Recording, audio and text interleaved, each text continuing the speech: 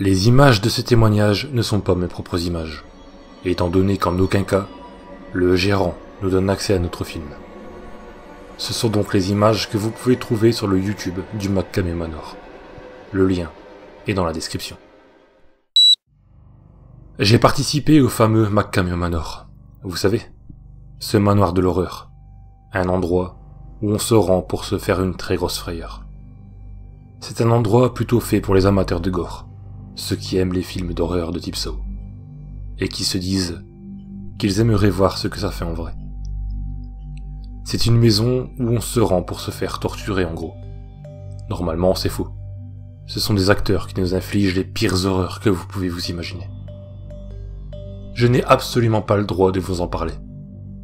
Mais il le faut vraiment. La liste des gens qui attendent pour faire cette attraction s'agrandit assez vite. Parce que oui, il y a beaucoup de gens qui veulent y participer. Car il y a 20 000 $ à celui qui tiendrait 8 heures. Je ne sais pas ce que je risque à vous parler. Mais écoutez-moi. Voici ce que j'ai vécu. J'ai d'abord envoyé ma candidature par Facebook. Et le gérant m'a invité dans un groupe Facebook privé, où je pouvais discuter avec les acteurs et autres anciens membres. J'ai essayé de discuter avec certains anciens membres, pour essayer d'avoir une idée des trucs qui m'attendaient. Mais chaque réponse était « c'est un grand spectacle ». C'était bizarre, mais bon. Je me suis dit que c'était peut-être un truc que chaque ancien membre devait faire pour effrayer les nouveaux. Le gérant m'a ensuite dit de ramener des croquettes pour chiens, que c'était la seule chose qu'il me demandait, en dehors de tous mes papiers médicaux, prouvant que je pouvais participer à une telle épreuve. Je lui ai demandé si je pouvais venir avec un de mes amis, et il a accepté, et m'a dit que plus on était de fous, plus on riait. J'ai donc été acheter un petit paquet de croquettes. Je me disais qu'avec tous les films que j'avais vus, je pourrais survivre à ça. On avait fixé un rendez-vous pour le lendemain. Je devais être près du magasin pas très loin de chez moi. C'était eux qui allaient venir me chercher. Donc le lendemain, on a attendu à l'endroit indiqué, et un van noir s'est arrêté devant nous. Quand il a ouvert les portes, 2 mecs habillés en clown tueur nous ont attrapés et nous ont jetés dans le van, puis ont redémarré. Nicolas et moi on s'est regardés, un peu surpris, puis on a regardé ces hommes. Ils étaient assis sur des petites banquettes, et nous regardaient fixement sans parler.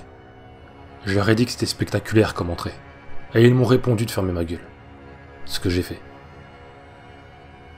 Apparemment, le jeu avait commencé. Pendant le trajet, Nicolas et moi on se regardait. On était un peu intimidés. Le trajet a été assez long, et il faisait très chaud dans le véhicule. Quand nous sommes arrivés, les clowns nous ont attrapés par les cheveux, et nous ont jetés dehors. Juste devant 2 gros Doberman. Je m'y attendais pas, j'ai ouvert le paquet de croquettes et j'ai tout vidé par terre. Les chiens ont alors mangé les croquettes. J'ai regardé autour de nous. Il n'y avait rien d'autre que le manoir. Un homme se présentant comme le gérant est venu nous voir. Il a regardé les croquettes par terre. J'ai voulu lui serrer la main mais il ne l'a pas attrapé. Il continuait de regarder les croquettes. Et il nous a dit qu'on avait gâché le repas du soir. Nicolas s'est mis à rire, mais personne ne l'a accompagné. C'était fou comme ces personnages étaient à fond dans leur rôle. Il nous a présenté le contrat. Je ne vais pas vous dire chaque paragraphe, il y en avait plusieurs centaines. Mais voici ceux qui m'ont marqué. Vous autorisez les acteurs à pratiquer sur vous diverses choses, telles qu'arrachage d'ongles et de dents, sans anesthésie, etc. Vous ferez vos propres besoins sur vous. Il n'y aura pas de toilette pour les participants. La seule nourriture que vous aurez sera la nourriture pour chien que vous aurez au préalable apportée. La police est déjà au courant de nos activités. Les voir ne vous aidera pas. Il y avait plein de paragraphes comme ceci. C'était un peu flippant, mais on se disait que ça devait faire partie du grand spectacle. Après avoir signé le fameux contrat, on nous a bandé les yeux, puis on nous a conduits dans le manoir. Nicolas m'a demandé si j'étais sûr de moi. J'ai répondu que oui, et que rien ne me faisait peur, et surtout pas ces 2 guignols en clown. Et j'ai entendu le gérant faire un petit rire quand j'ai dit ces mots. On a entendu une porte se fermer derrière nous. On devait être dans le manoir. On avait toujours les yeux bandés, et on ne voyait absolument rien. Sauf qu'on sentait une drôle d'odeur, une odeur de gaz. Puis, quelqu'un nous a frappé plusieurs fois au visage, en nous insultant de plusieurs noms. On nous a ensuite jeté un seau de ce que je pensais être de l'eau. À peine commencé, je me demandais si c'était une bonne idée cette expérience. Nicolas et moi, on ne disait pas un mot. On nous a poussés dans une autre pièce. Le gérant nous a dit qu'on pouvait enlever notre bandeau, ce qu'on a fait. On se trouvait dans une pièce, couverte de toiles d'araignée, avec de grosses araignées de style migale sur les murs. Le gérant nous a expliqué que le but était de traverser les salles et de survivre. Nicolas lui a montré les migales et lui a dit que c'était ridicule comme truc, que ça ne lui faisait pas peur. Le gérant n'a rien répondu, il se contentait de filmer. Nicolas et moi, on s'est regardés, puis on a commencé à marcher pour traverser la pièce. Les araignées, ça ne nous faisait pas vraiment peur. Donc on a marché assez aisément. Nicolas a fait un peu son malin. Il a pris une des migales et l'a montré à la caméra du gérant en disant que ça, c'était digne des petits trains fantômes de fête foraine. Quand on a ouvert la porte, il y avait 2 clowns qui nous attendaient. Ils nous ont repoussés dans la salle de migales. Ils m'ont ligoté à une chaise couverte de toiles d'araignée. Et ont ligoté Nicolas aussi. Bon, là j'avoue qu'être ligoté, ça me mettait mal à l'aise. Ils ont ensuite ramené une table avec un petit plat couvert, qu'ils ont placé entre moi et Nicolas. Ils ont levé le couvercle, et on a découvert des araignées de différentes tailles. Certaines étaient mortes, d'autres non. Et un des clowns a planté une des araignées vivantes. Une grosse, de la taille d'une main, et l'a présentée devant la bouche de Nicolas. Il lui a dit que s'il aimait les araignées, il devait au moins en goûter une, bien juteuse. Nicolas ne voulait pas, mais un des clowns lui mettait des grosses gifles à chaque fois qu'il disait non. Il en a eu tellement qu'il commençait à somnoler. Et un des clowns lui a enfoncé de force l'araignée dans la bouche. Ah, cette vision était horrible. Voir les pattes de cette bestiole s'agiter dans tous les sens en dehors de la bouche de Nicolas, pendant qu'il la mâchait. Heureusement, je n'ai pas eu à subir ça. Ils nous ont libérés et nous ont poussés dans la salle suivante, qui était un long couloir éclairé uniquement avec des vitrines dans les murs. Nicolas n'était déjà plus très bien. Il avait la nausée, ce qui faisait rire le gérant qui filmait encore. Dans les vitrines, il y avait des scènes de décapitation, ainsi que des exécutions. Il y avait dans la dernière vitrine un homme, déguisé en ourson, avec une hache dans les mains, qui nous faisait signe. Putain, je vous dis pas la frousse que j'ai eue. Ça devait être notre prochain défi.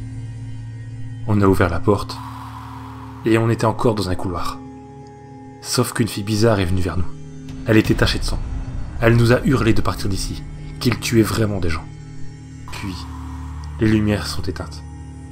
On a entendu un bruit de coup de feu, ce qui nous a surpris. Nicolas et moi, on a poussé un petit cri. Quand les lumières sont rallumées, il y avait cette femme, allongée par terre, dans une mare de sang. Et elle avait un trou dans la tête. C'était extrêmement réaliste. On l'a enjambée, puis on a continué, et on a ouvert la porte suivante.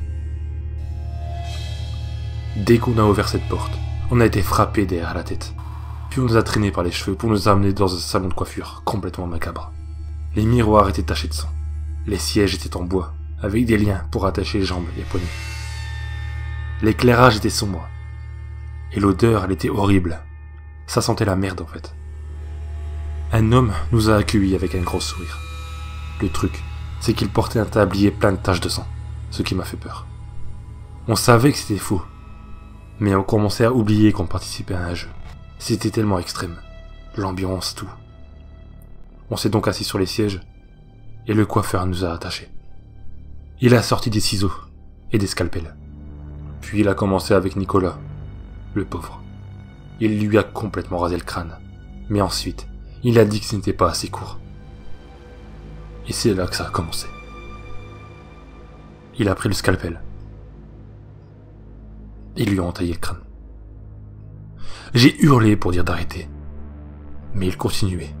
Le sang coulait de plus en plus. L'ours est entré dans la pièce et a lui aussi commencé à me raser la tête.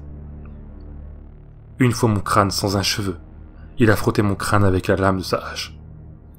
Mais le coiffeur lui a fait signe d'arrêter. Il m'a alors mis plusieurs coups derrière la tête. Je voyais des étoiles. Je n'arrivais plus à penser. Je ne me rappelle même pas comment j'ai atterri dans la pièce suivante. Nicolas était à mes côtés, le visage en sang, mais toujours vivant. Il avait l'air complètement ailleurs. Il ne réagissait pas quand je lui parlais. Dans cette salle, c'était une pièce entièrement noire. On ne voyait rien, sauf un congélateur éclairé en plein milieu de la pièce.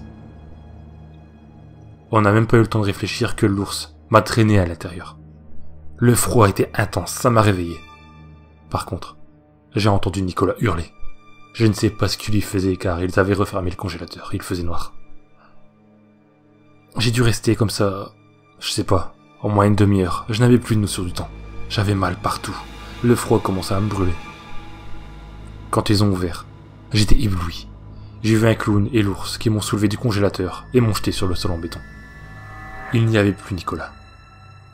Et j'ai demandé, enfin j'ai essayé de demander. Je n'arrivais plus à parler, j'étais frigorifié, je tremblais. Ils ont rigolé et m'ont dit que je devais me réchauffer si j'avais froid. Ils m'ont conduit dans une salle remplie de tuyauterie. Je pense que c'était la chaufferie. Il faisait une chaleur extrême là-dedans. Ils m'ont mis à genoux devant un tuyau. Ils m'ont menotté à celui-ci. La chaleur commençait à rendre les menottes hyper brûlantes. Ça me brûlait les poignets. Je me suis mis à pleurer. Je leur ai demandé où était Nicolas.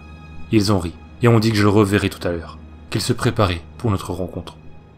Je leur ai hurlé que ça me brûlait, mais ils s'en fichaient.